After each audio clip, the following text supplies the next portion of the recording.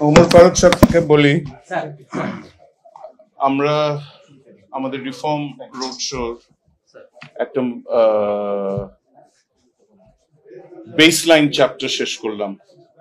ঢাকা সহ 7টা ডিভিশনাল শহরে I've taken my reform road show, এই যে আলোচনা হচ্ছিল এই পর্যন্ত কি অর্জিত হয়েছে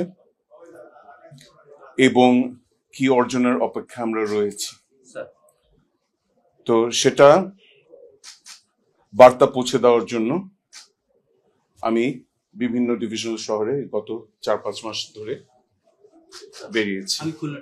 আপনি তার আগে হয়েছে রংপুর, তার আগে ময়মনসিংহ, তার আগে রাজশাহী, মৌলভীবাজার, সিলেট, চট্টগ্রাম, ঢাকা দিয়ে যাত্রাটা শুরু হয়েছিল এবং পরে ঢাকা বরিশাল দিয়ে শেষ হবে।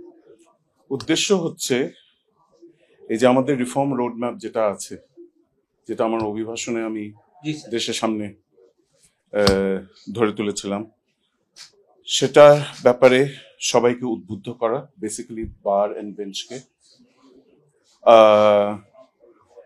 এই যে কার্যক্রম চলছে সংস্কারের সেটা গতিশীলতা বজায় রাখা এবং সবচেয়ে বড় কথা হচ্ছে এখন থেকে তার স্থায়িত্ব নিশ্চিত করা।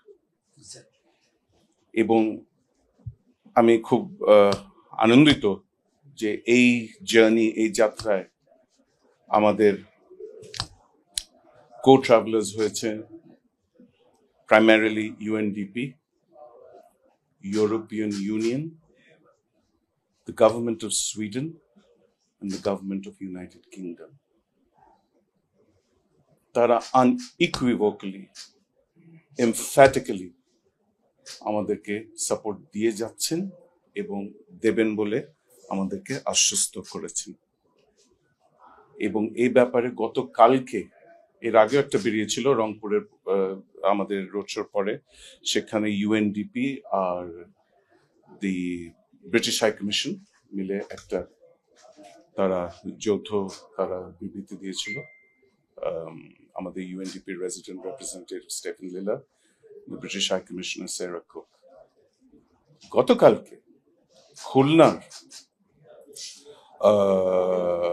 সেমিনারের পরিপ্রেক্ষিতে the head of delegation of the European Union, Mr. Michael Miller, the Swedish ambassador Nicholas Weeks, and the UNDP resident representative Stefan Lilla, in very strong and firm words, have extended all-out support to the judiciary and indeed this government. এই video দুটো আপনার সাথে আজকে আমার office share করব, because you are now, for us today, you're the face of the bar. You are a stakeholder. Empower yourselves.